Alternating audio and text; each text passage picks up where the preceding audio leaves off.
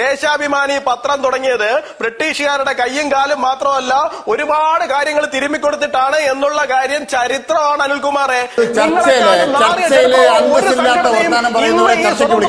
പ്രവർത്തിക്കുന്നില്ല എന്നുള്ള കാര്യം നിങ്ങൾ ഞാൻ അത്ര വിനീതമല്ലാതെ ഓർമ്മിപ്പിക്കുകയാണ്. അവിടെ ശ്രീ യുവരാജ് ഗോകുൽ, ഇപ്പോ വരുന്ന വാർത്ത മന്ത്രി വി ശിവൻകുട്ടിയുടെ ഓഫീസിന് മുന്നിൽ ബി.ജെ.പി. പ്രവർത്തകർ ഭാരതാംബയുടെ ചിത്രം ഉയർത്തിക്കാട്ടിയപ്പോൾ പകരം വി ശിവൻകുട്ടിയുടെ ചിത്രം ഉയർത്തി അങ്ങോട്ട് കാണിക്കുകയാണ് CPM പ്രവർത്തകർ എന്നാണ്. ഭാരതാംബയ്ക്ക് പകരം ശിവൻകുട്ടി. എന്താണ് പ്രതികരണം?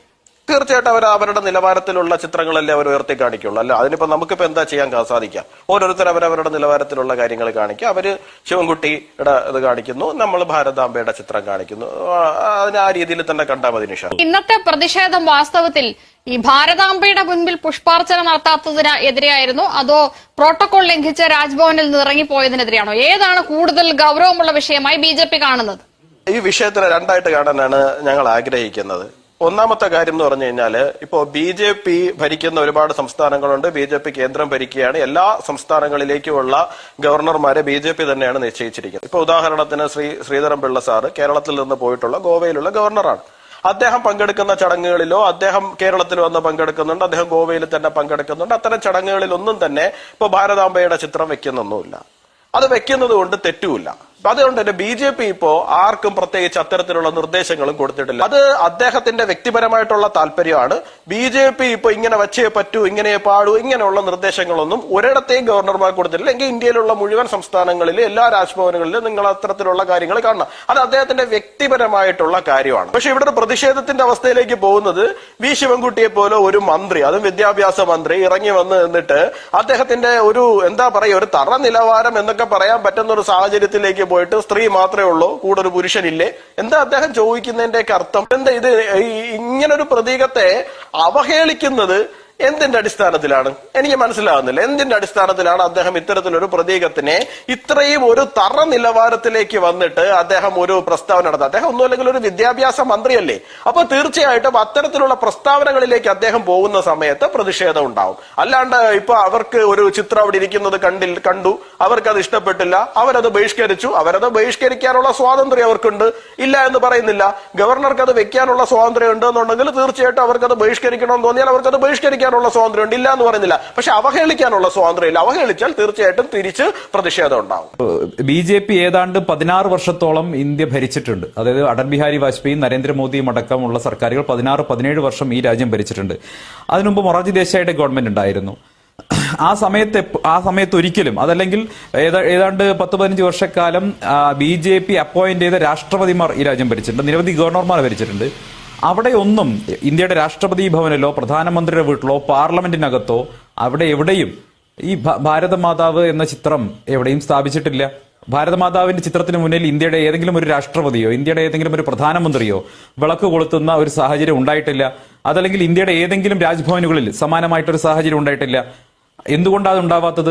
ഈ പറയുന്ന 6 ഏക്കറേക്കാൾ ചെറിയ RSSകാരാണോ ഈ നരേന്ദ്രമോദിയും അതല്ലെങ്കിൽ നേരത്തെ ഉണ്ടായിരുന്ന രാംനാഥ് കോവിന്ദും ഒക്കെ? അല്ലല്ലോ. അവരൊക്കെ RSSന്റെ ശാഖയിൽ പോയിട്ടുള്ള, ഒരുപക്ഷെ നരേന്ദ്രമോദി RSSന്റെ പ്രചാരകൻ വരെയായിരുന്നയാളാണ്. അപ്പോൾ 6 ഏക്കറേക്കാൾ ചെറിയ RSSകാരനായതുകൊണ്ടല്ല ഒരുപക്ഷെ പ്രധാനമന്ത്രിയോ അല്ലെങ്കിൽ രാഷ്ട്രപതിയോ ഇത് ചെയ്യാറുണ്ട്. മറിച്ച് അതിലൊരു ശരികേടുണ്ട് എന്നുള്ളത് കൊണ്ടാണ്. അപ്പോൾ അത് BJP ആണ് വ്യക്തമാക്കേണ്ടത്. നിങ്ങൾ പറയുന്ന ഭാരതമാതാവിന്റെ കയ്യിലുള്ളത് ത്രിവർണ്ണ പതാകയാണോ അതോ കാവിക്കൊടിയാണോ? എന്താണ് നിങ്ങളുടെ വേർഷൻ എന്ന് പറയണം. സംസ്ഥാന BJP അംഗീകരിക്കുന്ന ഭാരതമാതാവ് ഏതാണ് എന്നുള്ളത് ഞാൻ അതിന് മാത്രം 10 സെക്കൻഡിൽ ഒന്ന് വിശദീകരണം ചോദിച്ചോളട്ടെ ഇപ്പോൾ യുവരാജ് ഗോകുലിനോട്. യുവരാജ് ചിരിക്കുന്നത് ഞാൻ കണ്ടു സന്ദീപ് അത് പറഞ്ഞപ്പോ. വാസ്തവത്തിൽ BJPയുടെ സംസ്ഥാന ഫേസ്ബുക്ക് പേജിൽ അബദ്ധം പറ്റിയതാണോ അതോ പലതരത്തിലുള്ള ഒരു ഭാരതമാതാവ് ഇരുന്നോട്ടെ എന്ന് വിചാരിച്ചതാണോ യുവരാജ് ഗോകുൽ? ഞങ്ങളെ സംബന്ധിച്ചിടത്തോളം ഞങ്ങൾക്ക് ഇപ്പൊ ത്രിവർണ്ണ പതാക ആയിരുന്നാലും ശരി തന്നെയാണ്. കേൾക്കുന്നുണ്ടല്ലോ അല്ലെ?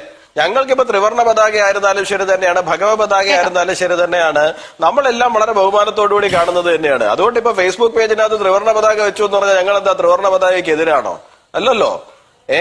ഈ കശ്മീരില് ലാൽ ചൌക്ക് എന്ന് പറയുന്ന ഒരു സ്ഥലത്ത് അവിടെ ഇന്ത്യയുടെ ത്രിവർണ്ണ പതാക ഒരു കാരണവശാലും ഉയർത്താൻ സമ്മതിക്കില്ല എന്ന് തീവ്രവാദികള് വാശി അതൊക്കെ വേറെ വിഷയം.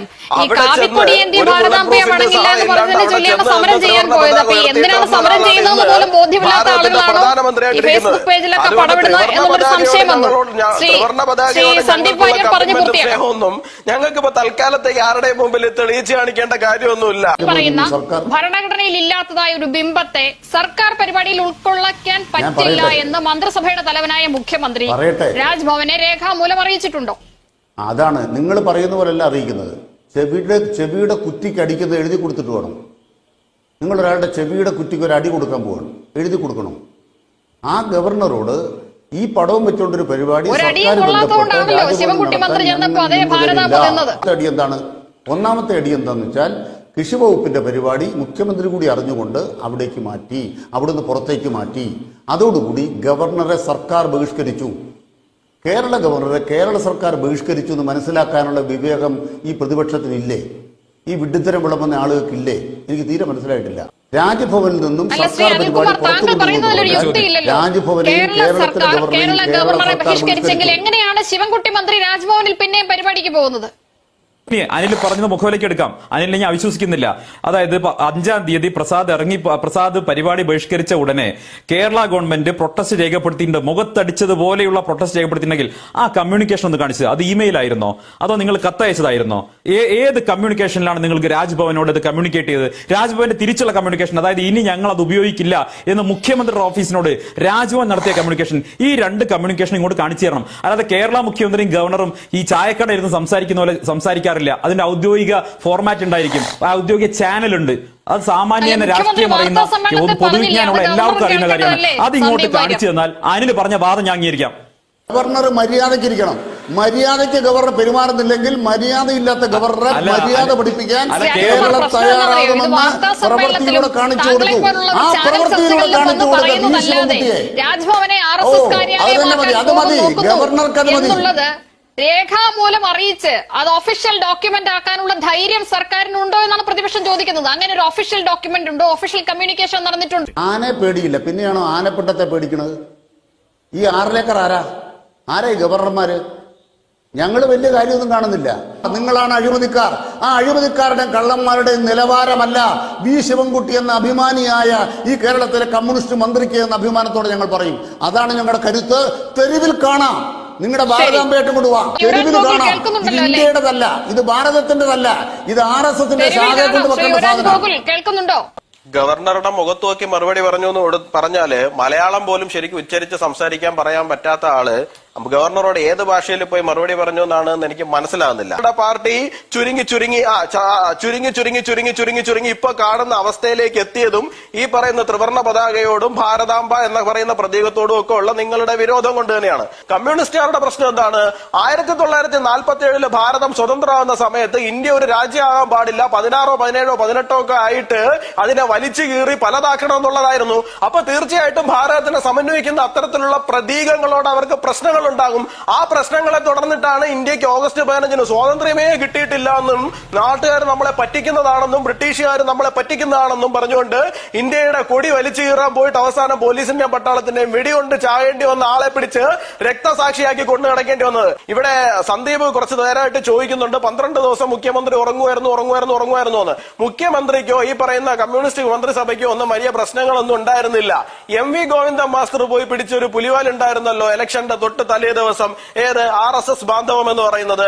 അത് നിലമ്പൂരിൽ തെരഞ്ഞെടുപ്പ് നടക്കുന്ന സമയത്ത് അവരുടെ ചില വോട്ട് ബാങ്കുകളെ പിണക്കും എന്ന് മനസ്സിലായപ്പോ ആ ദിവസം കൊണ്ടുവന്നിട്ട് ഒരു പുതിയ വിവാദം ഉണ്ടാക്കി പുറത്തേക്ക് ഇറക്കി എന്നുള്ളത് മാത്രമേ ഉള്ളൂ. ഞങ്ങളാണ് വലിയ സംഭവം എന്നല്ല, ഞങ്ങളാണ് വലിയ RSS വിരോധികൾ എന്ന് കാണിക്കുവാൻ വേണ്ടിയിട്ട് ശിവൻകുട്ടിയെ ഇറക്കി വിട്ടിട്ട് കാണിച്ചിരിക്കുന്ന ഒരു കലാപരിപാടി മാത്രമാണ് ഇപ്പൊ അരങ്ങേറിക്കൊണ്ടിരിക്കുന്നത്. വിഡ്ഢിത്തരം പറയുമ്പോ ഇങ്ങനെ രണ്ടു കൂട്ടർ ഒരുമിക്കുന്ന കാണുമ്പോൾ എനിക്ക് വളരെ സന്തോഷമുണ്ട്. ഇന്ത്യയുടെ ഭാഗമാകാൻ വേണ്ടി 3000 കമ്മ്യൂണിസ്റ്റുകാര് മരിച്ചു വീണ കേരളത്തിലാണ് നിങ്ങൾ കമ്മ്യൂണിസ്റ്റ് പാർട്ടിയെ കുറിച്ച് വ്യാജ ചരിത്രം ഉണ്ടാക്കുന്നത്. അപ്പോഴെല്ലാം ബ്രിട്ടീഷുകാരന്റെ കാല് തിരുമ്മി കാല് തേഞ്ഞുപോയ കൈ തേഞ്ഞുപോയ കൂട്ടരല്ലേ നിങ്ങൾ എന്താ പറഞ്ഞുകൊണ്ടിരിക്കുന്നത്? ഇന്ത്യ രാജ്യത്തിന്റെ സ്വാതന്ത്ര്യ സമരത്തിൽ RSSന് പങ്കുണ്ടോ? നിങ്ങൾ ചരിത്രം പഠിക്കണം. അനിൽകുമാർ ഇവിടെ ഇരുന്നുകൊണ്ട് ശ്രീ അനിൽകുമാർ ഇവിടെ ഇരുന്നുകൊണ്ട് അനിൽകുമാർ, ഈ 1947 ഓഗസ്റ്റ് 15 ഇന്ത്യക്ക് സ്വാതന്ത്ര്യം കിട്ടി. പിന്നെ ഈ ആൾക്കാർ മുഴുവൻ, നിങ്ങളുടെ ആൾക്കാർ മുഴുവൻ ഒളിവിൽ പോയി കിടന്നത് എന്തിനാ? ഈ പി കൃഷ്ണപിള്ള ഉൾപ്പെടെയുള്ള ആൾക്കാര് എന്തിനായിരുന്നു ഒളിവിൽ പോയി കിടന്നത്? നിങ്ങൾ ഇന്ത്യക്ക് സ്വാതന്ത്ര്യം കിട്ടിയിട്ടില്ല, ഓഗസ്റ്റ് 15 അല്ലാതെ ആപത്ത് 15 പറഞ്ഞ് ഇവിടെ സമരം നടത്തിയൊക്കെ നിങ്ങൾ മറന്നുപോയി അനിൽകുമാറെ. ദേശാഭിമാനി പത്രം തുടങ്ങിയത് ബ്രിട്ടീഷുകാരുടെ കയ്യും കാലും മാത്രമല്ല ഒരുപാട് കാര്യങ്ങൾ തിരുമ്മിക്കൊടുത്തിട്ടാണ് എന്നുള്ള കാര്യം ചരിത്രമാണ് അനിൽകുമാറെ. നിങ്ങൾക്ക് ബുദ്ധിമുട്ടുണ്ട് ഞാനിത് പറയുന്നതെന്നുണ്ടെങ്കിൽ നിങ്ങൾ എന്റെ പേരിൽ കൊണ്ട് കേസ് കൊടുത്തോളൂ. ദേശാഭിമാനി പത്രം ബ്രിട്ടീഷുകാരുടെ ദയയിൽ മാത്രം നിങ്ങൾ തുടങ്ങിയതാണ്. പ്രവർത്തിക്കുന്നില്ല എന്നുള്ള കാര്യം ഞാൻ അത്ര വിനീതമല്ലാതെ ഓർമ്മിപ്പിക്കുകയാണ്.